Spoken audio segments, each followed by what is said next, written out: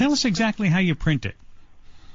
Well, it's actually a system we started to develop about 10 years ago, and it's basically based on the concept that you want to make sure that the cells go down through the nozzle, the printing nozzle, with actual survival. So the nozzles have to be very thin to be able to print precisely where you need the cells. But it's also important to make sure they survive. So we did that using various strategies.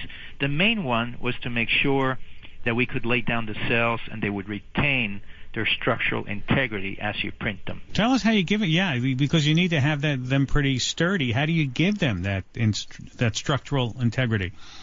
That's a great question, because the process is you want to make sure the cells go down through the nozzle as a liquid, but the moment it hits the surface, you want to make sure it's more like a gelatin, because otherwise it'll be just a blotch of fluid coming down. So you want it to basically hit the surface as a gelatin, and then you want it to harden as a gummy bear. And the whole process needs to happen at a time when the whole construct retains its structure. So we print a shell, if you will, around the structure.